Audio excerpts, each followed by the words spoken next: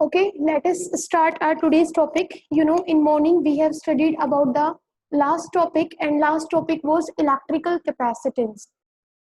Electrical capacitance we have studied, and electrical capacitance is the property or ability of the capacitor to store the charges inside it or to store the electrical energy. ठीक है, कोई भी capacitor की वो property जिसकी वजह से वो अपने अंदर चार्जेस को या इलेक्ट्रिकल एनर्जी को स्टोर कर सकता है, that is known as electrical capacitance. Now we will study about the next topic, and next topic is capacity of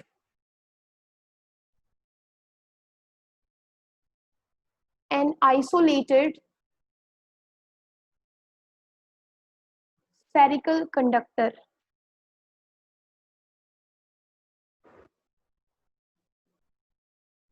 Spherical conductor. You have an isolated spherical conductor और आपको क्या करना है, उसकी कैपेसिटी फाइंड आउट करनी है. That means ये find out करना है कि वो कितने चार्जेस को अपने अंदर स्टोर कर सकता है, कितनी इलेक्ट्रिकल एनर्जी को अपने अंदर स्टोर कर सकता है. For that let us suppose this is our conductor which is in the shape of a sphere, in the shape of a sphere. O is the center of the sphere and R is the radius of the sphere. This spherical conductor which is in the shape of a sphere with radius O and with center O and radius R. अब suppose plus Q charge is given to the spherical conductor. इस spherical conductor को we have given the charge plus Q. ठीक है, और आपको पता है ये एक spherical conductor है, और conductor है तो इसका मतलब जो भी आप चार्ज दोगे वो सारा का सारा कहाँ मूव कर जाएगा, on the surface of the conductor. ठीक है, यही हमने स्टडी किया है. अब कोई भी आप पॉइंट लेंगे इस स्फीयर के ऊपर, कहीं पे भी आप पॉइंट लेंगे, सब जगह डिस्टेंस क्या है, सेंटर से सेम है, तो हर जगह पोटेंशियल भी at every point on the surface you will get the same potential. ये सब हमने इलेक्ट्रोस्टैटिक पोटेंशियल के अंदर देखा है. ठीक है, अब इसमें जो कोई भी पॉइंट आप सपोज आप ये एक पॉइंट ले रहे हो, दिस इज पॉइंट P. इस पॉइंट पे जो पोटेंशियल होगा V इलेक्ट्रिक पोटेंशियल बोलो या potential at point P which is lying on the surface of this spherical conductor, how much is the potential at this place, वो होगा आपके पास Q over 4 pi epsilon naught R. ठीक है, सारा का सारा चार्ज सपोज इसकी सरफेस के ऊपर चार्ज कितना है, Q है. ठीक है, ये चार्ज ऐसे बिहेव कर रहा है कि सारा का सारा कहाँ कंसंट्रेट कर रहा हो, सेंटर ऑफ द स्फीयर के ऊपर. तो इसीलिए सारे सब जगह पोटेंशियल सेम है, इसका मतलब चार्ज भी क्या है, सारा का सारा चार्ज ये जो आप यूनिफॉर्मली सरफेस के ऊपर जो यूनिफॉर्मली स्प्रेड है, इसको हम ऐसे कंसिडर कर रहे हैं कि ये सारा कहाँ पे लाई कर रहा है, सेंटर के ऊपर. तभी हर जगह में पोटेंशियल क्या मिल रहा है, सेम मिल रहा है. क्योंकि पोटेंशियल किसके ऊपर डिपेंड कर रहा है, potential is depending on the value of Q and R. सब जगह पोटेंशियल तभी सेम हो सकता है जब R तो सेम है. हम देख रहे हैं कोई भी पॉइंट अगर आप सरफेस पे लोगे तो R इज सेम और Q भी क्या है, सेम. वो तभी हो सकता है जब सारा का सारा चार्ज ऐसे बिहेव करे कि कहाँ पे लाई कर रहा हो, सेंटर के ऊपर कंसंट्रेटेड हो. क्लियर. अब देखिए V आपने निकाल लिया कि किसी भी पॉइंट पे जो इलेक्ट्रोस्टैटिक पोटेंशियल आप कोई भी पॉइंट लेंगे सरफेस के ऊपर तो सब जगह आपको इलेक्ट्रोस्टैटिक पोटेंशियल क्या मिलेगा, same, and its value is V equal to Q over 4 pi epsilon not R. इतना क्लियर है. अभी हमने देखा कि Q है वो डायरेक्टली प्रोपोर्शनल है V के, कि जितना जितना आप कैपेसिटर के किसी एक प्लेट पे चार्ज वहां पे अप्लाई करते जाएंगे, चार्जेस को वहां पे ट्रांसफर करते जाएंगे, इलेक्ट्रोस्टैटिक पोटेंशियल या इलेक्ट्रिक पोटेंशियल या पोटेंशियल डिफरेंस भी क्या करता जाएगा, इंक्रीज करता जाएगा. पोटेंशियल भी उस पर्टिकुलर प्लेट पे इंक्रीज करेगा. तो यहाँ से Q equal to C by V. अगर यहाँ से हम कैपेसिटेंस या कैपेसिटी निकाले इस स्फेरिकल आइसोलेटेड स्फेरिकल कंडक्टर की, तो ये आपके पास होगी Q बाई V. ठीक है, और Q क्या है, टोटल चार्ज है जो कि हमने क्या लिया है यहाँ पे स्मॉल q लिया है, this is small q by v। v की वैल्यू हमारे पास है, what is the value of v, तो देखिए ये q है and value of v is, ये आपके पास होगा q और ये आपके पास 4 पाई एप्सिलॉन नॉट r के इसमें आ जाएगा न्यूमरेटर में। तो ये क्लियर है, q से q कैंसिल। तो देखिए जो कैपेसिटी आपके पास आई है, जो चार्जेस को इलेक्ट्रिकल एनर्जी को स्टोर करने की किसकी, आइसोलेटेड स्फेरिकल कंडक्टर की, that is given as 4 pi epsilon not r। Epsilon not r ही देखिए ये भी कांस्टेंट है, ये भी कांस्टेंट है, ये भी कांस्टेंट है। तो कैपेसिटी अल्टीमेटली आपकी किसके ऊपर डिपेंड करती है कि how much is the distance of the point from the centre of the conductor की। जिस पॉइंट पे आप कैपेसिटी निकालना चाहते हो या capacity of the isolated conductor किसके ऊपर डिपेंड कर रहा है, ये जो आपका कंडक्टर है r, r से क्या समझते हो कि साइज ऑफ द कंडक्टर कितना है, ठीक है, जितना साइज होगा उस साइज के ऊपर डिपेंड करेगी कैपेसिटी, ठीक है। ग्रेटर द रेडियस, अगर रेडियस ग्रेटर है तो कैपेसिटी भी क्या होगी, इस स्फीयर की वो क्या होगी, लार्जर होगी। तो देखिए कहीं पे भी यहाँ पे कैपेसिटी जो है वो चार्ज के ऊपर डिपेंड नहीं कर रही है, capacity is not depending on the charge, कहीं पे चार्ज है यहाँ पे नहीं है, ठीक है। तो कैपेसिटी सिर्फ किसके ऊपर डिपेंड करेगी, इस आर के ऊपर डिपेंड करेगी। R means size of the sphere, ठीक है, कोई भी जो आपका कंडक्टर है उसका साइज कितना है उसके ऊपर डिपेंड कर रही है योर कैपेसिटी। क्लियर है। अब हम यहाँ पे एक चीज और समझेंगे कि यहाँ पे आपने देख लिया आइसोलेटेड स्फीयर की capacity is given as V C is equal to 4 pi epsilon not R. आपने देखा एक स्फीयर लिया, स्फीयर का सेंटर कितना है ओ, रेडियस कितना है आर, ठीक है, एक ओ सेंटर के साथ आर रेडियस वाला एक आपने स्फीयर कंसिडर किया, इसमें सारा का सारा चार्ज कहाँ लाई कर रहा है, charge is lying uniformly on the surface of this sphere. इस स्फीयर पे आप कोई भी एक पॉइंट लोगे, सब जगह आपको पोटेंशियल क्या मिलेगा, सेम, और पोटेंशियल कितना होगा v over 4 pi epsilon not r, ठीक है। तो v किसके ऊपर डिपेंड करता है, q पे और r पे। तो देखिए r भी सेम है सब जगह, ठीक है, क्योंकि सेंटर से सरफेस तक का डिस्टेंस सेम रहेगा और सारा का सारा चार्ज हम यहाँ पे कंसिडर करते हैं कि कहाँ पे लाई कर रहा है, at the centre of the sphere. q is directly proportional to v, q is equal to cv, और यहाँ से आप c निकाल सकते हो q बाई v। तो q सारा का सारा चार्ज आपने कितना लिया है, plus q, okay, plus q and v की value is q over 4 pi epsilon not, और ये r था, ठीक है। आपने इसको सब सोल्व किया तो capacity of this isolated spherical conductor is given as 4 pi epsilon not r। तो कैपेसिटी अल्टीमेटली किसके ऊपर डिपेंड कर रही है, r। r क्या है, size of the radius of the spherical conductor. तो जितना ज्यादा रेडियस किसी भी कंडक्टर का उतनी ज्यादा कैपेसिटी। अब बात करते हैं कि जो हमारी अर्थ है वो भी आपको पता है एज ए कंडक्टर बिहेव करती है, ठीक है। तो अर्थ की कैपेसिटी कितनी होगी, capacity means to store the ability to store the charges, electrical energy को स्टोर करने की कैपेसिटी अर्थ की कितनी है। तो let us now understand about the capacity of earth, कि अर्थ की कैपेसिटी कितनी है। तो अर्थ की कैपेसिटी आपने अभी निकाला, कैपेसिटी कितनी होती है, 4 पाई एप्सिलॉन नॉट और ये r, ठीक है। तो अल्टीमेटली इन सब की वैल्यूज तो हमारे पास है, हमें क्या चाहिए, रेडियस ऑफ अर्थ चाहिए, और रेडियस ऑफ अर्थ कितना है, radius of earth is 6400 kilometres, और अगर आप इसको मीटर्स में कन्वर्ट करते हो तो it would become 6.4 into 10 to the power 6 metres, ये सबको पता है। तो बस कैपेसिटी निकाल लीजिए अर्थ की, वो कितनी होगी, देखिए 1 ओवर 4 पाई एप्सिलॉन नॉट को आप लिखते हो 9 इंटू 10 टू द पावर 9, तो यहाँ पे ये क्या है 4 पाई एप्सिलॉन नॉट, तो ये होगा 1 अपॉन में 9 इंटू 10 टू द पावर 9 और मल्टीप्लाइड बाय, ये तो पूरे की वैल्यू हमने लिख दी है, multiplied by R radius of the earth, तो न्यूमरेटर में आपके पास क्या आ जाएगा 6.4 इंटू 10 टू द पावर 6, ठीक है।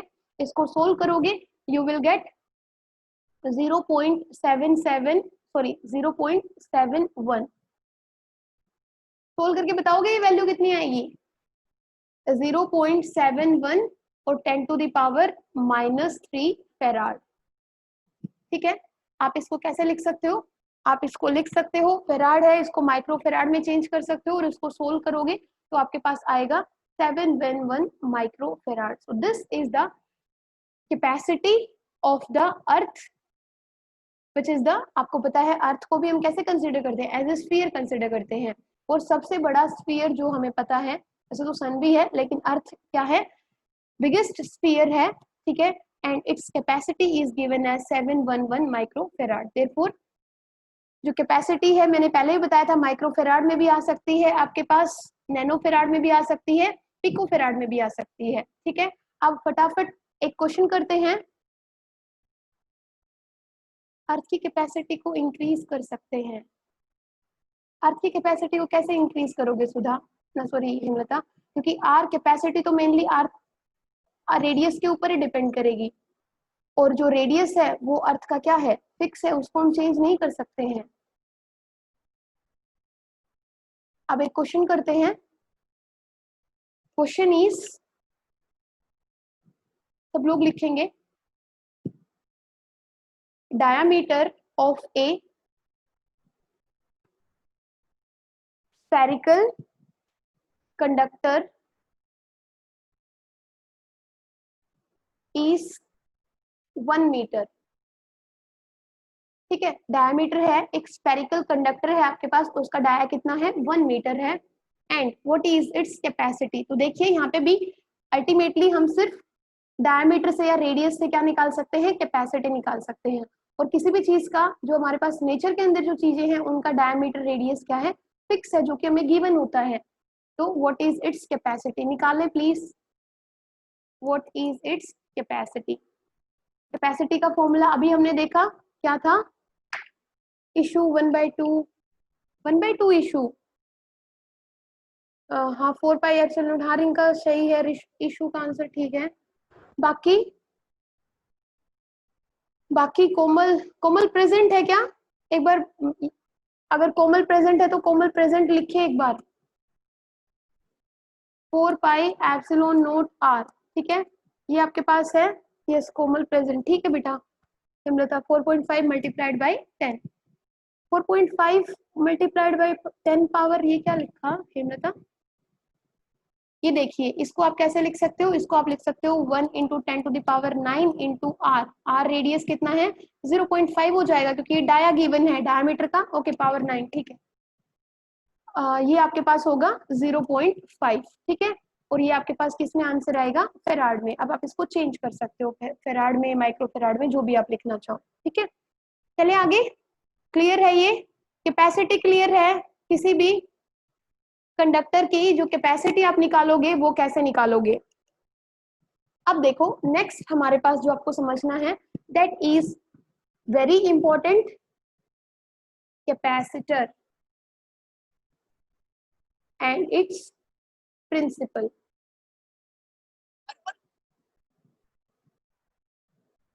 आपको क्या निकालना है, आपको ये समझना है कि एक कैपेसिटर क्या होता है और उसका प्रिंसिपल क्या होता है, ठीक है, तो वो हम समझेंगे। सबसे पहले कैपेसिटर क्या है, capacitor is an arrangement, capacitor क्या है, एक अरेंजमेंट है, किसका, प्लेट्स का, ठीक है, किस लिए, टू स्टोर द चार्जेस और इलेक्ट्रिकल एनर्जी, चाहे तो चार्जेस को स्टोर करा रहा हो या फिर इलेक्ट्रिकल एनर्जी को क्या करता है, स्टोर करता है, इलेक्ट्रिकल एनर्जी, ठीक है, इन अ स्मॉल स्पेस, एक स्मॉल स्पेस के अंदर। अगर मैं ये कैपेसिटर ले लूं, दो पैरेलल, यूजुअली हम कैपेसिटर को, बहुत सारे कैपेसिटर होते हैं हमारे पास, यूजुअली हम कैपेसिटर को इस सिंबल से क्या करते हैं, शो करते हैं। तो देखिए दो पैरेलल प्लेट्स के अरेंजमेंट को, there are two parallel plates and there is some gap between the two, और इसके बीच में जो ये स्पेस आप देख रहे हो, इसमें आप एयर वैक्यूम भी रख सकते हो, मीडियम भी प्लेस कर सकते हो। तो इस अरेंजमेंट को हम क्या कहते हैं, capacitor, and which is used to store the charges and to store the electrical energy, ठीक है, इन ए स्मॉल स्पेस, इसी को हम क्या कहते हैं, कैपेसिटर कहते हैं बेटा।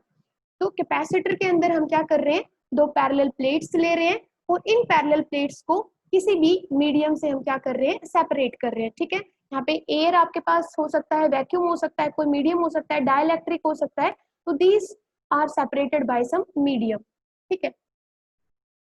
अब देखिए यूजुअली हम क्या करते हैं, इस कैपेसिटर की दो प्लेट्स को बैटरी के दो टर्मिनल से हम क्या करते हैं, चार्ज करते हैं। हम बाहर से भी क्या कर सकते हैं, किसी इंजेक्टर के थ्रू इसके ऊपर चार्जेस एक प्लेट पे यहाँ पे फोल करवा सकते हैं, दूसरी प्लेट बाय इंडक्शन क्या करती है, नेगेटिव उसकी ऑपोजिट पोलैरिटी क्या कर लेगी, अटेन कर लेगी। अब हमें यहाँ पे क्या समझना है कि जो ये कैपेसिटर है उसका प्रिंसिपल समझना है, ठीक है।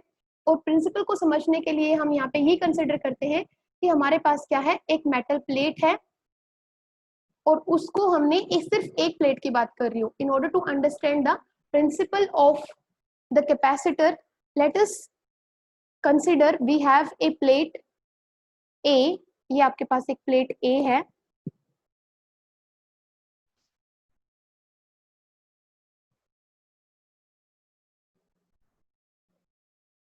This is a plate A, ठीक है। इस प्लेट ए को आपने क्या दिया है, चार्ज दिया है, आप इसको पॉजिटिव चार्जेस इसके ऊपर अप्लाई करवा रहे हो और तब तक आप अप्लाई करवाते रहोगे जब तक इसके ऊपर मैक्सिमम चार्ज ना आ जाए, मतलब इतना कि now at this place after that you can not apply more charges, ठीक है। नहीं तो क्या होने शुरू हो जाएंगे, लीक आउट होने शुरू हो जाएंगे। तो this is the maximum charge which you can transfer on this plate A. तो आपने स्मॉल स्मॉल इंस्टॉलमेंट्स में यहाँ पे क्या कर दिए, चार्जेस अप्लाई कर दिए हैं इस प्लेट ए के ऊपर, ठीक है। ये सारे के सारे पॉजिटिव चार्जेस है और आपने maximum charge you have applied that is plus Q, ठीक है। और आपको पता है Q is directly proportional to V। अब यहाँ पे मैक्सिमम चार्ज आप अप्लाई कर चुके हो तो इस टाइम पे इस प्लेट का जो मैक्सिमम पोटेंशियल है वो भी कितना है, V है, ठीक है। ये भी आपको पता है क्योंकि जितना आप चार्ज किसी कैपेसिटर की प्लेट पे आप इंक्रीज करते जाओगे इन द सेम ऑर्डर उस प्लेट का पोटेंशियल भी क्या करता जाएगा, इंक्रीज करता जाएगा। तो if you have transferred maximum charge on this plate तो potential is also maximum that is V। अब आपको पता है, अब इसके ऊपर आप और फर्दर चार्जेस नहीं कर ट्रांसफर कर सकते हो बिकॉज वो क्या करना शुरू कर देंगे, लीक आउट करना शुरू कर देंगे। अब हम क्या करते हैं, एक दूसरी प्लेट अनचार्ज प्लेट यहाँ पे लेके आते हैं, ठीक है। अब आपको पता है बाय इंडक्शन प्रॉपर्टी, जो इसका ये बी वाला जो प्लेट का आप नियरेस्ट एंड देख रहे हो ये वाला, इस पे बाय इंडक्शन कौन से चार्जेस इंड्यूस हो जाएंगे, नेगेटिव चार्जेस, सेम चार्जेस यहाँ पे क्या हो जाएंगे, इंड्यूस हो जाएंगे to the nearer end of B place to the A, कि ए के पास में जो बी आपने रखा है उसका जो नियरेस्ट एंड है उसके ऊपर by the property of induction opposite charges यहाँ पे इंड्यूस हो जाएंगे और जो दूर वाला एंड है उस पे पॉजिटिव चार्जेस आ जाएंगे, ठीक है। ये आपको पता है। अब यहाँ पे अगर नेगेटिव चार्जेस इंड्यूस हुए हैं तो प्लेट ए के इस एंड पे जो बी के नियरेस्ट है उस पे कौन से चार्जेस आ जाएंगे, वहां पे भी पॉजिटिव चार्जेस ही रहेंगे। ये आपको पता है, ये समझ आया कि हमने एक प्लेट ए के ऊपर क्या किया, पॉजिटिव चार्जेस यहाँ पे ट्रांसफर किए, इतने ट्रांसफर किए कि इसके ऊपर मैक्सिमम चार्ज कितना हो गया, प्लस क्यू। मैक्सिमम चार्ज जब क्यू हो गया एट दैट टाइम प्लेट ए के ऊपर मैक्सिमम पोटेंशियल कितना है, बी। अब हमने क्या किया, अनदर प्लेट को कंसिडर किया, प्लेट बी को, और इसको बी ए के पास में रखा, ठीक है। By the induction property negative charges are produced on the nearest end of B, ठीक है, एंड इक्वल पॉजिटिव चार्ज जो दूर वाला एंड है उसके ऊपर डेवलप हो जाएगा, ठीक है। जो बेटा यहाँ पे इस प्लेट बी पे जो नेगेटिव चार्ज इंड्यूस हुआ है, अब इसको ध्यान समझिए, negative charges induced on plate B, वो क्या करेंगे, they will tend to decrease, tends to decrease the potential of plate A, ठीक है। जितना पोटेंशियल A का है, सपोज इस A प्लेट का, मैं बाकी सारी चीजें रब कर रही हूँ, सपोज जब अपने पूरा का पूरा charge complete maximum charge Q आप इस प्लेट के ऊपर ट्रांसफर कर चुके हो, at that time it's potential is 100 volt. तो ये 100 वोल्ट जो पोटेंशियल है वो कम होगा, क्यों, क्योंकि जो बी पोटेंशियल बी जो प्लेट है उसके ऊपर जो नेगेटिव चार्जेस इंड्यूस हुए हैं, these negative charges will tend to decrease the potential of V. Suppose ये जो नेगेटिव चार्जेस थे इन्होंने कितना पोटेंशियल कम कर दिया है प्लेट ए का, 40 वोल्ट से इसका पोटेंशियल क्या कर दिया है, डिक्रीज कर दिया है। और अब ए का पोटेंशियल कितना है, 100 से कितना हो गया है, 60। क्यों हुआ ये, क्योंकि जो बी के ऊपर नेगेटिव चार्जेस इंड्यूस हुए हैं, इनका भी कुछ अपना इलेक्ट्रिक फील्ड है, और इस इलेक्ट्रिक फील्ड ने इन पोटेंशियल को क्या कर दिया है, डिक्रीज कर दिया है। अब ये देखिए, जो बी है, बी के ऊपर पॉजिटिव चार्जेस भी इंड्यूस हुए हैं। जो पॉजिटिव चार्जेस है induced on the plate B, वो क्या करेंगे, they will tends to increase the potential of plate A. ये पॉजिटिव वाले क्या करेंगे, ये तो पॉजिटिव पोटेंशियल क्या करेंगे, प्लेट ए पे इंक्रीज करेंगे, ठीक है, tends to increase the potential of A. मान लो इन्होंने कितना पोटेंशियल इंक्रीज किया, 20 वोल्ट से ए का पोटेंशियल क्या कर दिया, इंक्रीज कर दिया। तो देखिए अभी भी ए का पोटेंशियल कितना है, 80 वोल्ट है। ये आप वैल्यूज कुछ भी हो सकती है, this is just for the understanding, make you clear the concept कि ए के ऊपर ओरिजिनली सपोज कितना वोल्टेज था, 100 वोल्ट।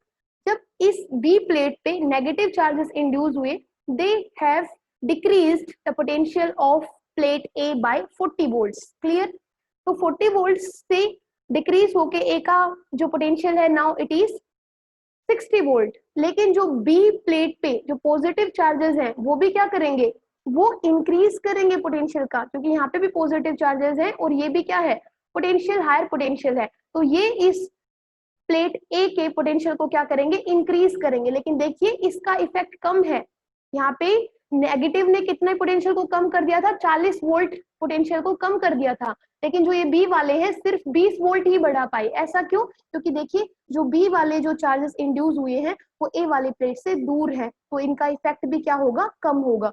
लेकिन जो ये नेगेटिव वाले हैं ये नियरर है किसके, प्लेट ए के, लेकिन पॉजिटिव वाले अवे हैं किसके, प्लेट ए के। तो इनका जो पोटेंशियल इंक्रीज करने का इफेक्ट है बेटा वो लेस होगा। तो मान लीजिए 100 में से 40 माइनस कर दिए किसने, नेगेटिव चार्जेस ने, लेकिन 20 वोल्ट पोटेंशियल बढ़ा दिया किसका, ए का, किसने, इन पॉजिटिव चार्जेस ने। लेकिन देखिए स्टिल ए का पोटेंशियल क्या हो गया है, डिक्रीज हो गया है बाय 20 वोल्ट।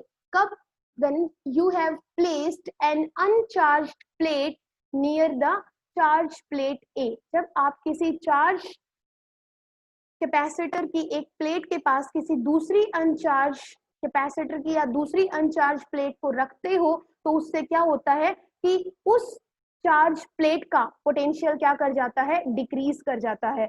और यही प्रिंसिपल है कि इसका आपके कैपेसिटर का, क्योंकि आपको पता है Q is directly proportional to V and Q is equal to C into V, और यहाँ से C क्या होगा, C is Q by V। तो देखिए हमें क्या करना है, अगर हमें, फिर से बता रही हूँ बेटा, अगर मैंने आपको बताया था कि किसी भी कैपेसिटर की, C इज फॉर कैपेसिटी, अगर हमें किसी भी कैपेसिटर की कैपेसिटी को इंक्रीज करना है तो उसके लिए हमें क्या करना पड़ेगा, पोटेंशियल को डिक्रीज करना पड़ेगा। तो देखिए पोटेंशियल क्या हो गया है, 100 वोल्ट से अब इस ए प्लेट का पोटेंशियल कितना हो गया है, 80, मतलब आपने कितना डिक्रीज कर दिया, 20। तो 20 आपने डिक्रीज करके इसकी कैपेसिटी को क्या कर दिया है, इंक्रीज कर दिया है। बात समझ आ रही है, हमने क्या किया यहाँ पे, we have decreased the potential of plate A by bringing an uncharged plate near to the charged plate A, so that इस plate B पे जो negative charges induce हुए हैं, they have decreased the potential of plate A by some value, and the positive charges induced on the farther end of plate B tends to increase the potential of A by some value, this much, and ultimately by bringing an uncharged plate B nearest to the A, we have decreased the potential of plate A by some value, ठीक है, and by decreasing the potential of plate A, we have increased its capacity to store more charges or to store electrical energy। ये चीज समझ आई, हमने क्या किया, या फिर से एक्सप्लेन करना है, आ गया समझ हमें क्या करना है। हम कैपेसिटर का प्रिंसिपल क्या है, सबसे पहले कैपेसिटर आपको पता है एक अरेंजमेंट है, उसका प्रिंसिपल क्या है, उसके प्रिंसिपल में हम ये समझेंगे कि हमारे पास एक प्लेट है ए, उसके ऊपर हम वो कैसी है, पॉजिटिवली चार्ज है, हमने उसके ऊपर पॉजिटिव चार्जेस ट्रांसफर किए हैं। बाय इंडक्शन प्रॉपर्टी जब हम एक अनचार्ज प्लेट यहाँ पे रखेंगे तो उस अनचार्ज प्लेट का जो नियरेस्ट एंड होगा, ए के जो नियरेस्ट होगा उस पे ऑपोजिट पोलैरिटी आ जाएगी और जो फार्दर एंड होगा उसके ऊपर सेम पोलैरिटी इंड्यूस हो जाएगी। ठीक है, यहाँ पे भी पॉजिटिव चार्जेस आ जाएंगे। अब बेटा जो ये बी वाले बी प्लेट पे जो नेगेटिव चार्जेस है, ऑपोजिट चार्जेस है, वो इस प्लेट ए का जो ओरिजिनली पोटेंशियल कितना था 100 वोल्ट था, उसको कुछ वैल्यू से क्या कर देंगे, डिक्रीज कर देंगे। सपोज यहाँ पे 40 से क्या कर दिया इन्होंने, डिक्रीज कर दिया। और इसी प्लेट पे जो पॉजिटिव चार्जेस इंड्यूस हुए हैं वो क्या करेंगे, इस प्लेट के पोटेंशियल को इंक्रीज करने की कोशिश करेंगे। लेकिन आप यहाँ पे देखिए पॉजिटिव चार्जेस का जो इफेक्ट होगा ए के ऊपर वो हमेशा क्या रहेगा, कम, क्योंकि ये क्या है, दूर है। लेकिन नेगेटिव वाले क्या है, पोटेंशियल सॉरी ए प्लेट के क्या है, ये नियरेस्ट है, तो इनका इफेक्ट ज्यादा होगा नेगेटिव वालों का। तो देखिए इन्होंने ज्यादा नेगेटिव से डाउन किया है पोटेंशियल को और इनका इफेक्ट कम है पॉजिटिव वालों का, तो इन्होंने 20 से ही इंक्रीज किया है। अल्टीमेटली अगर हम देखें तो potential of plate A has been decreased from 100 volt to 80 volt by bringing an uncharged plate nearest to the charged plate A. तो यही था क्या, प्रिंसिपल ऑफ कैपेसिटर, कि capacity of a conductor A has been increased by bringing an uncharged conductor B, ठीक है, nearest to it. अब देखिए यहाँ पे सबको समझ आ गया है। अगर आपको फर्दर इसकी कैपेसिटी को क्या करना है, बढ़ाना है, तो आप क्या कर सकते हो, आप इस प्लेट बी को क्या कर दीजिए, अर्थ कर दीजिए। ठीक है, अर्थ करने से क्या होगा, आप इसको अर्थ कर दीजिए, ये आपने, ये होता है अर्थिंग का सिंबल। आपने प्लेट बी को क्या किया, अर्थ कर दिया है। अब अर्थ करने का मतलब है अर्थ से जो इलेक्ट्रॉन्स हैं वो इस प्लेट बी पे क्या करेंगे, माइग्रेट करेंगे और वो सारे इलेक्ट्रॉन्स जो भी पॉजिटिव चार्जेस है इसके ऊपर उनको क्या कर देंगे, न्यूट्रलाइज कर देंगे। समझ आ गया। तो इसका मतलब बेटा अर्थ करने से क्या हुआ, ये पॉजिटिव चार्जेस सारे क्या हो गए हैं, खत्म हो गए हैं। तो ये आपका जो सिंबल है या फिर ये आपकी जो प्लेट है वो कैसे बन जाएगी, देखिए ये आपकी प्लेट बी और इसके ऊपर सिर्फ चार्जेस कौन से रह जाएंगे, अब नेगेटिव चार्जेस रह जाएंगे। ठीक है, क्योंकि तो अर्थ करने से क्या हुआ कि जितने भी जो पॉजिटिव चार्जेस थे that are neutralised by the electrons from the earth, जो इलेक्ट्रॉन्स हैं अर्थ के अंदर वो यहाँ पे माइग्रेट करेंगे इस प्लेट पे और सारे के सारे पॉजिटिव चार्जेस को क्या कर देंगे, न्यूट्रलाइज कर देंगे। अब देखिए बेटा इस प्लेट बी पे, ठीक है, कौन सा चार्ज है, सिर्फ और सिर्फ नेगेटिव चार्ज है and that will tends to decrease the potential of the plate A. तो देखिए अब यहाँ पे इसने 40 वोल्ट से क्या कर दिया है, ए प्लेट के पोटेंशियल को डिक्रीज कर दिया है। लेकिन अब पॉजिटिव चार्जेस तो है ही नहीं इसके, इस प्लेट ए के पोटेंशियल को इंक्रीज करने के लिए, तो अल्टीमेटली आप 100 से पोटेंशियल कितना हो गया है प्लेट ए का, 60 वोल्ट। तो आपने फर्दर क्या कर दिया है, पोटेंशियल को डिक्रीज कर दिया है by earthing the second plate B. Clear है। तो ये क्या हुआ, जितना ज्यादा आपने पोटेंशियल को कम किया उतनी ही ज्यादा क्या हो गई है, कैपेसिटी इंक्रीज हो गई है। और यही वर्किंग प्रिंसिपल है, यही प्रिंसिपल है कैपेसिटर का, कि हम क्या कर सकते हैं, किसी भी कैपेसिटर की कैपेसिटी को इंक्रीज कर सकते हैं by bringing an uncharged plate near to the charge capacitor plate A. ठीक है, अब देखिए अगर आपको जितना चार्ज पहले था अगर आपको उतना ही चार्ज करना हो तो आप क्या कर दो, बाहर से उतना ही चार्ज इस पे और वो करते जाओ, ट्रांसफर करते जाओ, तो चार्ज आपके पास अगेन क्या हो जाएगा, मैक्सिमम। इस तरीके से ये प्रिंसिपल आपका कैपेसिटर का प्रिंसिपल है। अगर किसी को प्रॉब्लम है तो बताइए। ये एक थ्योरी है, मेनली आप जहाँ पे भी हम कैपेसिटर का डायग्राम लेंगे, कैपेसिटर बनाएंगे तो यही वाला हम फॉलो करेंगे। तो यू शुड नो कि ये हमने कैसे ड्रॉ किया, कैसे ये हमारे पास पिक्चर बनी है। तो जब भी हम कैपेसिटर यहाँ पे समझेंगे, capacitor mainly parallel plate capacitor की जब भी बात करेंगे तो यही कैपेसिटर ड्रॉ करेंगे। तो प्लीज ये अच्छे से समझें आपकी कैसे किया है हमने। ठीक है, अब मैंने आपको बताया था कि मेनली हमारे पास जो कैपेसिटर है वो काफी टाइप्स के होते हैं। स्पेरिकल आपके पास कैपेसिटर होता है, आपके पास सिलेंड्रिकल शेप का होता है। ठीक है, पैरेलल प्लेट कैपेसिटर तो अभी आपने देख ही लिया है। मेनली हम लोग दो कैपेसिटर्स की बात करते हैं, एक तो ये कैपेसिटर, ठीक है, ये भी पैरेलल प्लेट कैपेसिटर है, इसको बोलते हैं it has a fixed capacitance, ठीक है, इसका कैपेसिटेंस क्या है, फिक्स्ड रहता है। और अगर मैं इसी में एक एरो अगर ड्रॉ कर देती हूँ, दैट मीन्स ये कैसा है, ये क्या हो जाएगा फिर, वेरिएबल, मतलब इसकी वैल्यू को आप क्या कर सकते हो, चेंज कर सकते हो। तो दो parallel plates only fix, if यहाँ पे कोई एरो अगर आपने ऐसे ड्रॉ किया हुआ है, दैट मीन्स वो कैपेसिटर क्या शो कर रहा है, that is a variable capacitor. Clear है। अब चलते हैं पैरेलल प्लेट कैपेसिटर की तरफ। किसी को कोई प्रॉब्लम है तो बोले। वर्षा लेट हो आप। Next topic is parallel plate capacitor. सपना अगर बैटरी जब 1% रह जाए तो बता देना। पैरेलल प्लेट कैपेसिटर क्या होता है, ठीक है बेटा, मैंने अभी वीडियो रिकॉर्ड कर दी है, वो आपको जहाँ पे ना समझ आए एक बार देख लेना, और फिर भी ना समझ आए तो मैं नेक्स्ट क्लास में रिपीट कर दूंगी, ठीक है। पैरेलल प्लेट कैपेसिटर क्या होता है वो भी हमने देखा कि दो पैरेलल प्लेट्स होंगी, ठीक है, कुछ इस तरीके से। सपोज ये आपके पास पैरेलल प्लेट्स हैं, प्लेट ए और प्लेट बी। अभी हमने देखा था कि बार बार एक्सप्लेन करने की जरूरत नहीं है। आपने पॉजिटिव चार्जेस ट्रांसफर किए तो सेम उतने ही यहाँ पे नेगेटिव चार्जेस क्या हो गए हैं, इंड्यूस हो गए हैं। आपने अर्थ कर रखा है तो फर्दर एंड पे पॉजिटिव चार्जेस भी इंड्यूस हुए हैं, लेकिन अगर आपने अर्थ कर दिया है इस प्लेट को तो क्या हुआ है, इलेक्ट्रॉन्स इस प्लेट पे माइग्रेट कर गए हैं और पॉजिटिव चार्जेस को क्या कर दिया है, न्यूट्रलाइज कर दिया है। और इस एंड पे भी चार्जेस कैसे होंगे, पॉजिटिव चार्जेस होंगे। This is known as a parallel plate capacitor. तो अब देखिए, एक प्लेट पे पॉजिटिव चार्जेस है और एक प्लेट पे नेगेटिव चार्जेस है। तो यहाँ पे जब मैंने आपको बताया था, जब भी आपके पास एक एंड पे सारे के सारे पॉजिटिव चार्जेस एक्यूमुलेट हो जाएं और दूसरी तरफ सारे के सारे नेगेटिव चार्जेस अगर एक्यूमुलेट हो जाएं, तो वहाँ पे क्या क्रिएट हो जाता है, इलेक्ट्रिक फील्ड क्रिएट हो जाता है। और electric field, uniform electric field यहाँ पे क्रिएट हो गया है।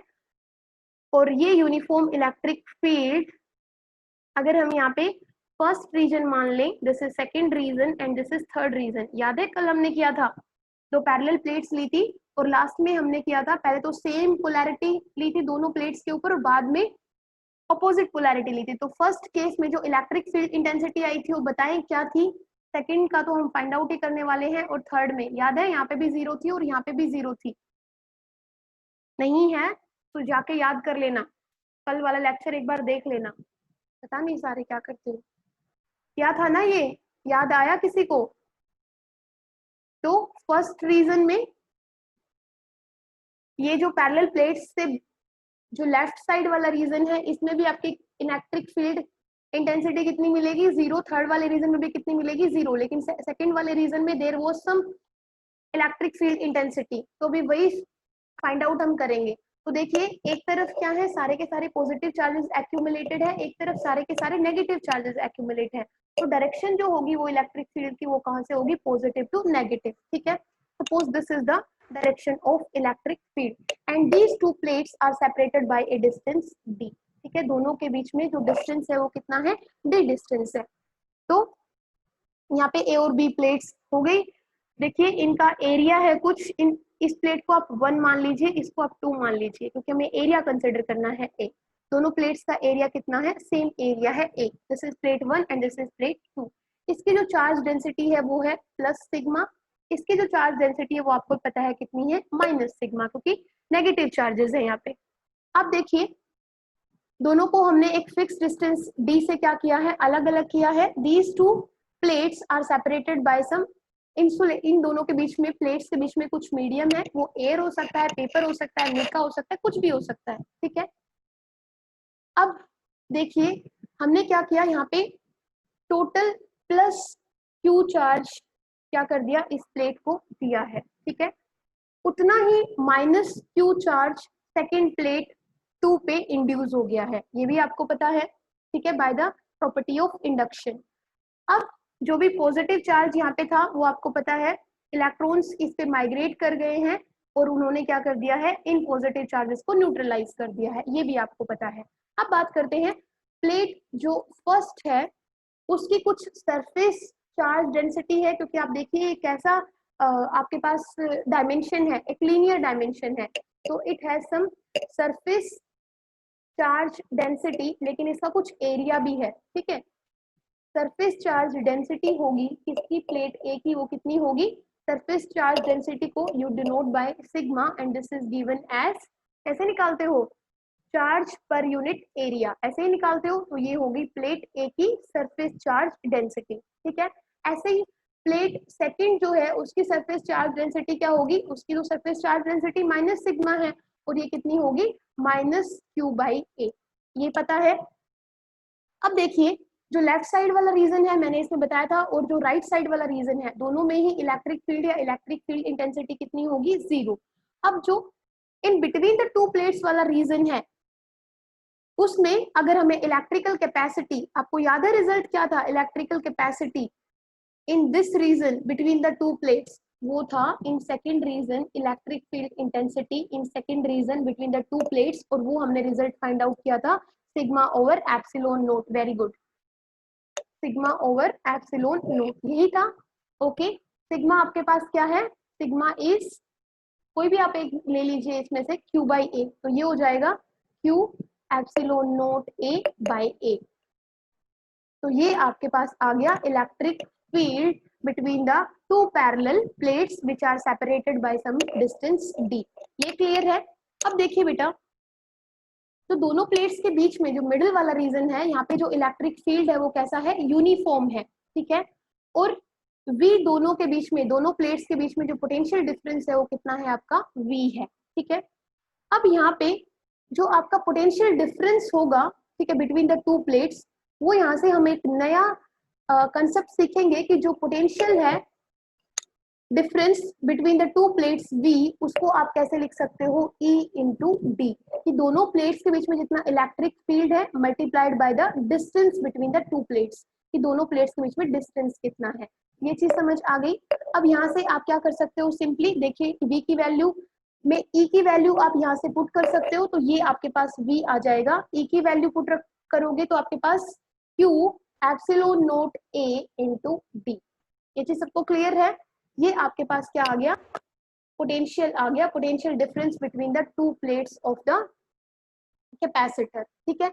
अब हमें क्या निकालनी है, कैपेसिटी निकालनी है of this parallel plate capacitor, तो कैपेसिटी क्या होती है, कैपेसिटी को we denote by C and that is equal to Q by V, यही होती है। तो अब हम इसके लिए फाइनली हमारे पास समझ आ गया ना, रिपीट करने की जरूरत नहीं है। तो अब हम फाइंड आउट करेंगे capacity of A parallel plate capacitor, कि जो हमारे पास पैरेलल प्लेट कैपेसिटर है उसकी कैपेसिटी कितनी है, मेनली हमें C फाइंड आउट करनी है, that is given as Q by V। तो Q ही रहने देते हैं, V की वैल्यू इज क्यू डी, और एप्सिलॉन नोट ए होगा न्यूमरेटर में, तो Q से Q cancel out and this is epsilon not A by D, and this is capacity of parallel plate capacitor. कब है ये, जब आपने इन, ये याद रखिए सबसे मेन इंपॉर्टेंट जो बात है वो क्या है, कि इन दोनों प्लेट्स के बीच में आपने यहाँ पे क्या रखा हुआ है, these two parallel plates are separated by air और वैक्यूम, यहाँ पे आपने एयर और वैक्यूम के अंदर के अलावा कोई दूसरा यहाँ पे मीडियम नहीं इंट्रोड्यूस किया हुआ है, इसीलिए आपके पास जो एब्सोल्यूट इलेक्ट्रिकल परमिटिविटी है वो एप्सिलॉन नोट है, that is absolute electrical permittivity for the free space, ठीक है। So this is the capacity of A parallel plate capacitor when between the two plates air और वैक्यूम इज प्रेजेंट। देखिए जब आप air और vacuum के अलावा कुछ दूसरा मीडियम यहाँ पे, डाइलेक्ट्रिक मीडियम यहाँ पे इंट्रोड्यूस कर देंगे, तो उस केस में कैपेसिटी आपकी डिफरेंट होगी, तो ये फॉर्मूला याद रखें, इसी के ऊपर न्यूमेरिकल आपके पास आता है। तो ये आपको अगर क्लियर है तो आगे चले आगे। Okay, write down one numerical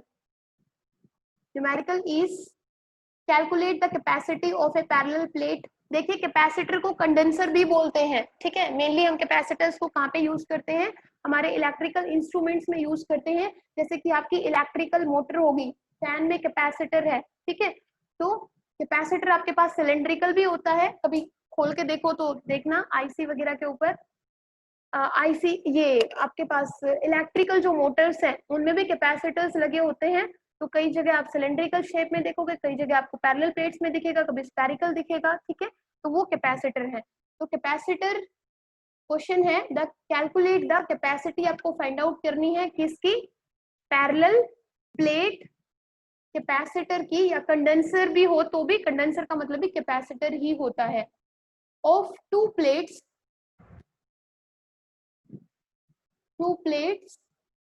100 centimetre into 100 centimetre, ठीक है। Each separated by a distance D आपको गिवन है 2 mm, ठीक है। थिक ग्लास शीट, अच्छा ये तो मैंने आपको कराया ही नहीं है अभी आपको, ठीक है कोई बात नहीं, यहीं पे करा दूंगी। उन दोनों के बीच में जो दो प्लेट्स है, parallel plates that are separated, उनके बीच में जो डिस्टेंस है उसमें एक थिक ग्लास शीट इंट्रोड्यूस की हुई है जिसका डाइलेक्ट्रिक कांस्टेंट कितना है, 4, ठीक है। इसको आप कैसे करोगे, तो कैपेसिटी का फॉर्मूला, जब आपके पास एयर या वैक्यूम ना होके अगर कोई मीडियम यहाँ पे आपने डाला हो दोनों प्लेट्स के बीच में, यहाँ पे एक ग्लास शीट देखो इंट्रोड्यूस की हुई है, उस केस में आपका कैपेसिटेंस क्या होगा, कैपेसिटेंस की वैल्यू तो आपको पता है epsilon not a by D. ये क्या है, कैपेसिटी है पैरेलल प्लेट कैपेसिटर की, जब आपके पास क्या है, दो प्लेट्स के बीच में एयर या वैक्यूम है। लेकिन एयर या वैक्यूम ना होके जब आप ऐसा कोई मीडियम इंट्रोड्यूस कर देते हो दो प्लेट्स के बीच में, तो उसकी कैपेसिटी क्या हो जाती है, जो डाइइलेक्ट्रिक कांस्टेंट आपको दे रखा है के, उसी से क्या हो जाती है, उसकी कैपेसिटी मल्टीप्लाई हो जाती है। ये समझ आया, ये मैं आपको आगे कराऊंगी, इसके ऊपर आएगा कि आपने एक डाइइलेक्ट्रिक स्लैब इंट्रोड्यूस की है तो क्या आएगा। तो ये देखिए आप क्या करोगे, जब आपने इन प्लेस ऑफ एयर और vacuum you have introduced a medium between the two plates, at that time जो कैपेसिटी होगी पैरेलल प्लेट कैपेसिटर की वो क्या कर जाएगी, इंक्रीज कर जाएगी। और कितने से इंक्रीज कर जाएगी, by the factor of this dielectric constant, ठीक है। उतने से ही हम क्या कर देंगे, मल्टीप्लाई कर देंगे। तो यहाँ पे 4 है तो ये 4 आगे, एप्सिलॉन नोट की वैल्यू आपको पता है, this is 8.85 into 10⁻⁻12 into area, area यहाँ से निकाल सकते हो पैरेलल प्लेट्स का, ये आपको गिवन है। तो ये हो जाएगा आपके पास 1 और ये आपके पास हो जाएगा डी, डी कितना है 2 mm है, तो mm से आपको मीटर बनाने हैं, तो दिस इज 2 इंटू 10⁻⁻3, इसको सोल्व करोगे that would be your answer.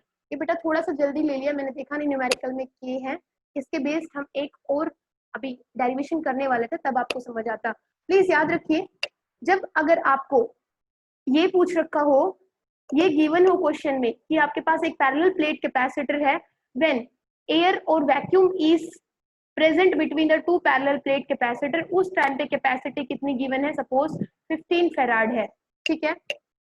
और आपको ये निकालनी हो कि बताइए कैपेसिटी क्या होगी जब उसके बीच में हम क्या रख देंगे, एक डाइलेक्ट्रिक मीडियम रख देंगे और उसका डाइलेक्ट्रिक कांस्टेंट कितना है, 5 है। तो सिंपली आप क्या कर दोगे, 5 मल्टीप्लाइड बाय 15, ठीक है, that would be your answer. तो इस तरह के क्वेश्चंस आपको मिलेंगे। क्लियर है, आगे चले, okay.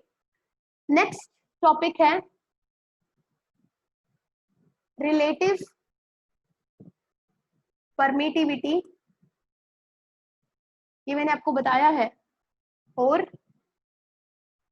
Dielectric constant. Relative permittivity को आप कैसे डिफाइन कर सकते हो, एप्सिलॉन आर से डिनोट करते हो, या फिर उसके लिए डाइइलेक्ट्रिक कांस्टेंट लिख सकते हो के, दोनों का मीनिंग क्या है, सेम। ये आप कैसे लिखते हो, ये आप ऐसे लिख सकते हो कि सपोज, इसको हम समझेंगे नहीं क्योंकि अभी ज्यादा इसके ऊपर डीप में नहीं जाएंगे, चाहो तो आप वो देख सकते हो। ये आपके पास क्या होगा, कैपेसिटी ऑफ द मीडियम, ठीक है, जब दो पैरेलल प्लेट्स के बीच में कोई मीडियम प्रेजेंट हो, दैट टाइम जो पैरेलल प्लेट कैपेसिटर की कैपेसिटी होगी वो divided by capacity of the parallel plate capacitor when air और vacuum is placed between the two capacitors, कि जब कैपेसिटर्स की दो प्लेट्स के बीच में एयर और मीडियम, एयर या फिर वैक्यूम होगा, उस टाइम पे कैपेसिटी को हम क्या लिखेंगे, सी नोट। जब दो पैरेलल प्लेट्स के बीच में क्या होगा, मीडियम होगा, तो उस टाइम पे हम किससे डिनोट करेंगे, capacity of parallel plate capacitor when the two mediums are separated two plates are separated by some medium. तो मीडियम और एयर और वैक्यूम दोनों का जो रेशियो है वही आपका क्या होगा, रिलेटिव परमिटिविटी और डाइलेक्ट्रिक कांस्टेंट। ठीक है, आप इसके लिए बुक में देख सकते हो, ये हम बहुत अच्छे से जब हमने कूलम्ब्स लॉ किया था तो उस केस में हमने यहाँ पे किया था। अब सिंपली आपके पास अगर सी नोट निकालना हो तो वो क्या होगा, सी एम जो होगा आपके पास क्या होगा, मैंने आपको बताया था वो हो जाएगा सी नोट इंटू के। कि अगर आपके पास एक पैरेलल प्लेट कैपेसिटर है and between the two parallel plate capacitors air और वैक्यूम वाज प्रेजेंट, उस टाइम पे कैपेसिटी सपोज कितनी थी, 15 फेराड थी। और जब हम क्या करते हो, सेम प्लेट्स के बीच में जब एक मीडियम इंट्रोड्यूस कर देते हो, सपोज आपने एक डाइलेक्ट्रिक स्लैब यहाँ पे इंट्रोड्यूस कर दी है जिसका डाइलेक्ट्रिक कांस्टेंट कितना है 5। तो बताइए कि जब आपने स्लैब इंट्रोड्यूस कर दी है उस टाइम पे इस पैरेलल प्लेट कैपेसिटर की कैपेसिटी कितनी होगी, तो सिंपली हम उस डाइलेक्ट्रिक कांस्टेंट से क्या कर देंगे, मल्टीप्लाई कर देंगे, that would be your answer. अगर यहाँ से आपको सी नोट, अगर सी एम निकालना हो तो क्या होगा, ये हो गया। अगर सी नोट निकालना हो तो अगर मीडियम जब प्रेजेंट है उस टाइम कैपेसिटी दे रखी हो और आपको डाइलेक्ट्रिक कांस्टेंट भी दे रखा हो तो this would be your answer. ठीक है, चले आगे। ओके, अब हमें पढ़ना है grouping of capacitor and this is the last topic of today's class, grouping of capacitors. और कैपेसिटर्स को आप क्या बोल सकते हो, कंडेंसर्स भी बोल सकते हो। देखिए बेटा, आपने ये पहले भी स्टडी किया हुआ है, कैसे, जब हमने रेजिस्टेंसेस की ग्रुपिंग की थी। तो देखिए हमारे पास कई बार क्या होता है कि हमें कैपेसिटर्स को अरेंज करना पड़ता है, ठीक है, ग्रुप के अंदर to obtain the desired capacitance, क्योंकि जरूरी नहीं ना हमें 2 4 सारी ही वैल्यूज गिवन हो। मान लीजिए हमें 66.54 कैपेसिटर चाहिए, कैपेसिटर की वैल्यू जो कैपेसिटेंस चाहिए वो 10 मत चाहिए, फॉर दैट हमें क्या करना पड़ेगा, कैपेसिटर्स की ग्रुपिंग करनी पड़ेगी। ठीक है, स्फेरिकल कैपेसिटर तो कोई अलग से नहीं है इशू, यहाँ पे सिर्फ हमारे पास ये है कि कैपेसिटर जो है वो डिफरेंट डिफरेंट शेप्स के हैं। इन दो शेप्स जो स्फेरिकल कंडक्ट कैपेसिटर है वो आपके पास कोई अलग से आपके पास इसका टॉपिक नहीं है हमारे सिलेबस में, that is just a shape of capacitor. ये डिफरेंट जो शेप्स होती हैं उसमें स्फेरिकल जो कैपेसिटर है that is also one type of capacitor. तो अलग से हमारे पास कोई टॉपिक नहीं है इसको समझाने के लिए। तो ग्रुपिंग ऑफ कैपेसिटर्स और कंडेंसर्स, तो बेटा ग्रुपिंग क्यों करते हैं, इन ऑर्डर टू गेट और obtain the desired value of capacitance. तो उसके लिए हम ग्रुपिंग करते हैं। हमारे पास दो टाइप की ग्रुपिंग है, सीरीज और पैरेलल। आप सबको पता है कैपेसिटर्स इन सीरीज और कैपेसिटर्स इन पैरेलल। ठीक है, जैसे हमने उनको किया था ना, रेजिस्टर्स को कनेक्ट किया था सीरीज के अंदर और पैरेलल के अंदर, सेम वैसे ही हम करेंगे कैपेसिटर्स इन सीरीज और कैपेसिटर्स इन पैरेलल। तो सबसे पहले स्टडी करते हैं कैपेसिटर्स इन सीरीज। सीरीज में कैपेसिटर्स को हम कैसे अरेंज करेंगे, अरेंजमेंट कैसा होगा, तो कैपेसिटर्स इन सीरीज तो सेम वैसे ही होगा जैसे आपने किसमें किया था, रेजिस्टेंसेस में किया था। मान लेते हैं 3 कैपेसिटर्स ले लेते हैं हम, C1 C2 और C3। ठीक है, अब इन C1 C2 C3 के अक्रॉस जो वोल्टेज होगा वो होगा V1 V2 और V3। याद है वहां पे वोल्टेज जब आप रेजिस्टर्स लेते थे तो R1 R2 और R3 के अक्रॉस वोल्टेज क्या होता था, V1 V2 एंड V3। और याद है सेम करंट सब में से फ्लो करता था, ठीक है, क्योंकि करंट के लिए एक ही पाथ होता था। तो देखिए हम यहाँ पे कैसे कनेक्ट करेंगे, suppose these are the 3 conductors, not conductors, capacitors, these are the 3 capacitors and between the 3 capacitors मान लेते हैं ये हमने ऐसे कनेक्ट किया हुआ है। ठीक है, अब यहाँ से सपोज हमने एक बैटरी से कनेक्ट कर दिया है, यहाँ से चार्ज जो जा रहा है वो कितना है, प्लस क्यू। तो देखिए इसके ऊपर चार्ज कितना आ जाएगा, प्लस क्यू। ये मैं आपको समझा देती हूँ कैसे होता है, by the property of induction. यहाँ पे जो चार्ज होगा वो कैसा होगा, नेगेटिव होगा। ठीक है, जब यहाँ से नेगेटिव चार्ज यहाँ से बाहर जाएगा तो देखिए वो नेगेटिव चार्जेस अपनी तरफ क्या कर लेगा, अट्रैक्ट कर लेगा इस प्लेट के जो पॉजिटिव चार्जेस है उनको अपनी तरफ। तो यहाँ पे again positive again negative, again negative इस वायर में से आउट होगा, वो नेगेटिव अगेन पॉजिटिव को अट्रैक्ट करेगा, तो यहाँ पे सारे के सारे क्या आ जाएंगे, पॉजिटिव, और यहाँ पे सारे के सारे क्या आ जाएंगे, नेगेटिव। तो ये प्रोसेस होता है पॉजिटिव नेगेटिव कैसे आए, ठीक है। तो इस कैपेसिटर का जो कैपेसिटेंस है वो C1 ले लेते हैं, दिस इज C2 और दिस इज C3। इसके अक्रॉस जो वोल्टेज होगा वो V1 होगा, इसके अक्रॉस जो वोल्टेज होगा वो V2 होगा, और इसके अक्रॉस जो वोल्टेज होगा वो V3 होगा। यहाँ तक तो सबको क्लियर है, कोई प्रॉब्लम नहीं है। तो देखिए, सपोज आपने Q चार्ज दिया इसके C1 के लेफ्ट साइड को, तो उसी तरीके से जो नेगेटिव ऑफ Q1 इसके राइट साइड पे इंड्यूस हो गया, उसने क्या किया, प्लस Q को इंड्यूस कर दिया C2 के लेफ्ट साइड पे। इसी तरीके से मतलब सेम चार्ज क्या कर रहा है, इस पाथ से, सेम पाथ से across the all the capacitors same charge क्या कर रहा है, फ्लो कर रहा है। वहां पे आप याद है क्या होता था, सेम करंट फ्लो करता था। तो यहाँ पे करंट नहीं, हम करंट की जगह किसकी बात करेंगे, चार्ज की बात करेंगे। तो जो करंट चार्ज का जो पाथ है वो क्या है, सेम है। Same charge will flow across all the capacitors, but across each capacitor voltage is V1 V2 and V3, ठीक है। ये आपके पास आपने कोई यहाँ पे बैटरी अप्लाई कर रखी है जिसका पोटेंशियल कितना है V। ये चीज सबको समझ आ गई। अब देखिए बेटा, यहाँ पे V1 की वैल्यू अलग है, V2 की वैल्यू अलग है, और V3 की वैल्यू अलग है। तो कहना है राइट, जो टोटल पोटेंशियल डिफरेंस है बिटवीन द टू प्लेट्स, देखिए यहाँ पे पॉजिटिव प्लेट है और यहाँ पे नेगेटिव प्लेट है, तो इन दोनों प्लेट्स के बीच में जो पोटेंशियल है, टोटल पोटेंशियल है, वो आपके पास V है, and this V is equal to V1 plus V2 plus V3। इसमें किसी को कोई प्रॉब्लम तो नहीं है। अब यहाँ से हम सिंपली किसकी वैल्यू निकालेंगे, V1 की। अब आप सबको पता है Q is directly proportional to V, Q is equal to CV and V is equal to Q over C। ये भी सबको क्लियर है। तो देखिए, जब V1 की वैल्यू निकालोगे तो Q तो सेम है, same charge is passing through all the capacitors, सब सारी प्लेट पे चार्ज कितना है, सेम चार्ज है, तो ये Q ही रहेगा। यहाँ पे कितना आ जाएगा, C1। V2 आपके पास क्या होगा, Q ओवर C2।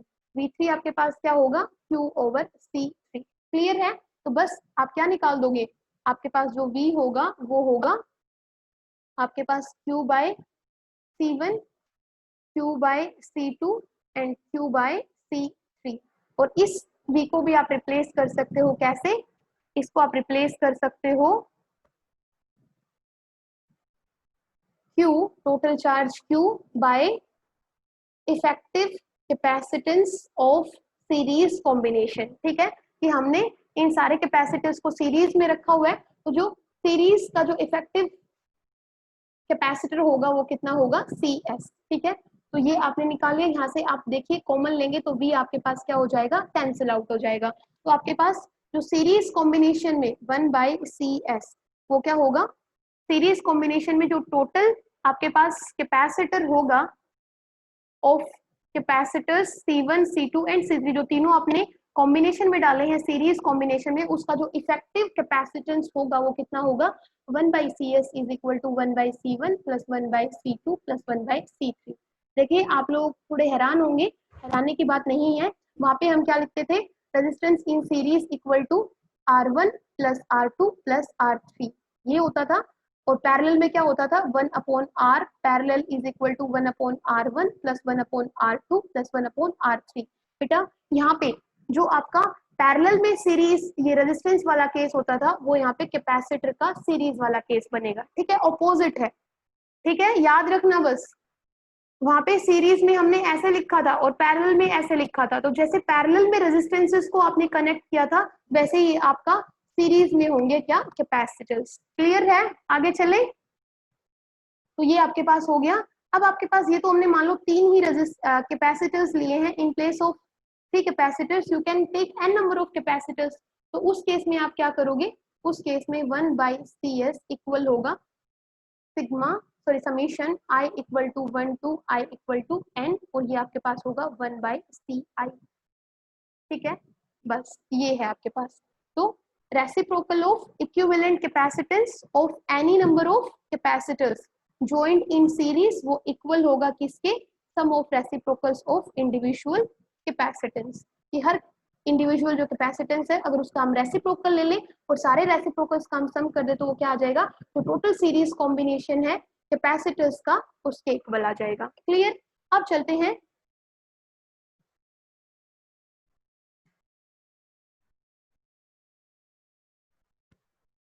ओके अब चलते हैं किसकी तरफ, पैरेलल की तरफ। तो पैरेलल में हम क्या करेंगे, पैरेलल में आपको पता है कैसे लेंगे।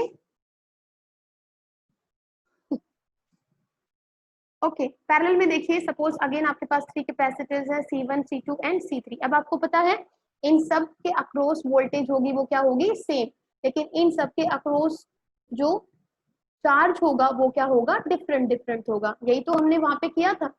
पैरेलल में आपके पास वोल्टेज क्या थी, सेम, लेकिन करंट क्या था, I1 I2 एंड I3। देखिए कोई भी चीज फिजिक्स में अगर पढ़नी हो तो कंपैरिजन करके पढ़िए, ठीक है, ज्यादा अच्छे से समझ आएगा।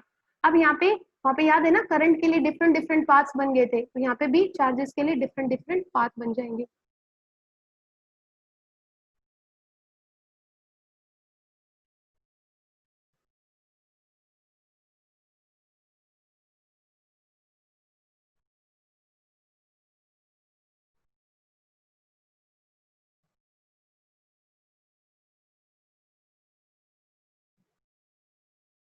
और देखिए मैं यहाँ पे कैपेसिटर के दूसरे एंड को ग्राउंड कर रखा है मैंने, पता है ना क्यों कर रखा है।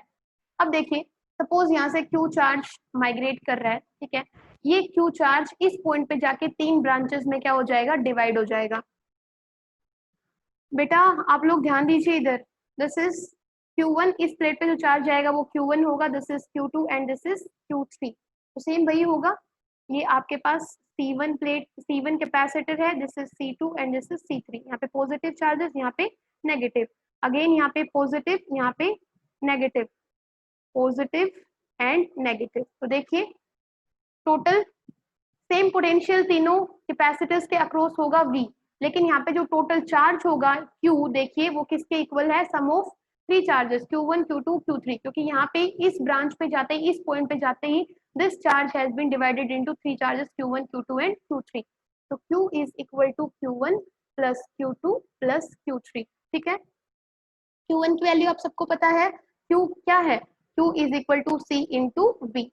तो ये Q जो होगा वो कितना होगा, C इंटू V करेंगे तो C1 into V plus C2 into V, क्योंकि पोटेंशियल तो सारे कैपेसिटर्स के अक्रॉस क्या है, सेम पोटेंशियल है, एंड C3 इंटू V। और इसको क्या लिख सकते हो, इसको लिख सकते हो C capacitor in parallel combination multiplied by voltage.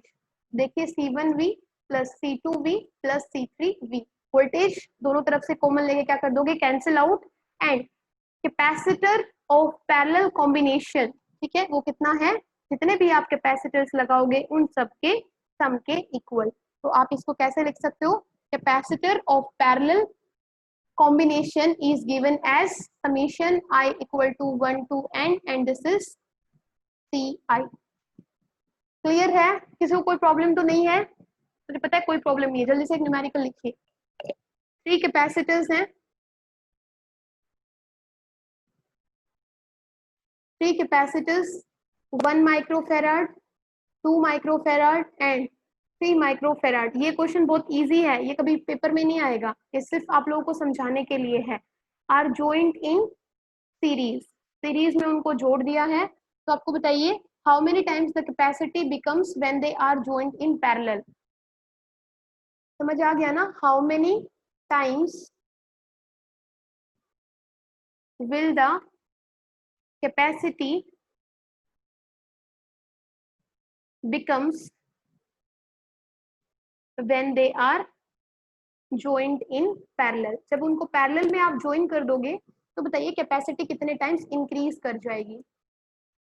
तो पहले इनका सीरीज कॉम्बिनेशन में निकाल लीजिए कितना होगा, तो सीरीज कॉम्बिनेशन में आएगा 1/CS, ये इक्वल होगा 1/C1 plus 1/C2 plus 1/C3। जल्दी सोल्व करके बताएं कितना आया, capacitance in series combination, for the series combination 11, issue गलत है, 11/6 आएगा, 6 कौन लिखेगा, हेमलता, हाँ 6, 11/6 तो 1/CS आया है, 1/CS आपके पास आया होगा 11/6, तो इसका रेसिप्रोकल भी तो करोगे क्योंकि हमें तो CS चाहिए, सीरीज कॉम्बिनेशन का इक्विवेलेंट कैपेसिटर जो चाहिए, कैपेसिटेंस चाहिए, वो कितना होगा 6/11 होगा। ठीक है वर्षा, अगेन गलती कर रहे हो वर्षा, 1/CS की वैल्यू आई है 11/6, जैसे 1/R की आती थी ना रेजिस्टेंस इन पैरेलल, तो हमें तो RP चाहिए, हमें तो CS चाहिए, तो दोनों तरफ रेसिप्रोकल ले लो, ये छोटी छोटी मिस्टेक्स नहीं करोगे, ठीक है। अब क्या निकालोगे, कैपेसिटेंस इन पैरेलल निकाल लीजिए, वो तो तीनों का ही सम होगा, 3 और 2 5 और 1 6, ठीक है 6 हो गया 6 फेराड, ठीक है।